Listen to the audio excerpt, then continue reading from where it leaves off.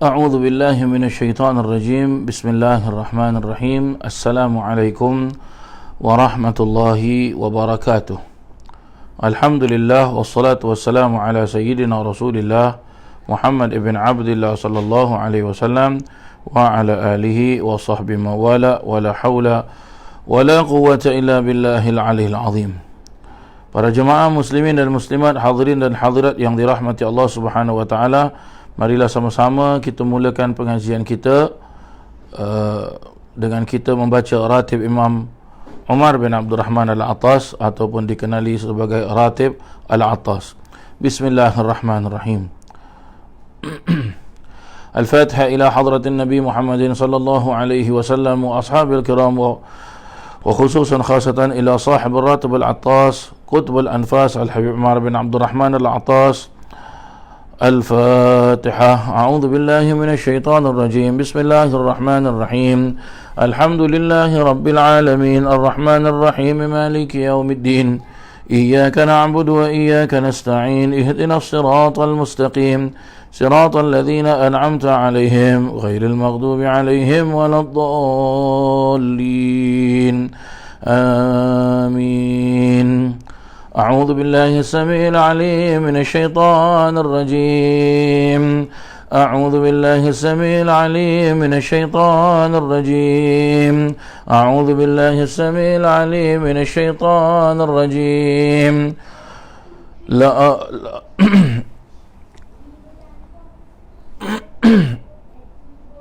لو أنزلنا هذا القرآن على جبل لرأيته خاشعا متصدعا من خشية الله وتلك الأمثال نضربها للناس لعلهم يتفكرون. هو الله الذي لا إله إلا هو عالم الغيب والشهادة هو الرحمن الرحيم. هو الله الذي لا إله إلا هو الملك القدوس السلام المؤمن المهيمن العزيز الجبار المتكبر سبحان الله عما يشركون. والله الخالق البارئ المصور له الأسماء الحسنى يسبح له ما في السماوات والأرض وهو العزيز الحكيم. أعوذ بالله السميع العليم من الشيطان الرجيم. أعوذ بالله السميع العليم من الشيطان الرجيم. أعوذ بالله السميع العليم من الشيطان الرجيم. أعوذ بكلمات الله التامات من شر ما خلق. أعوذ بكلمات الله التامات من شر ما خلق.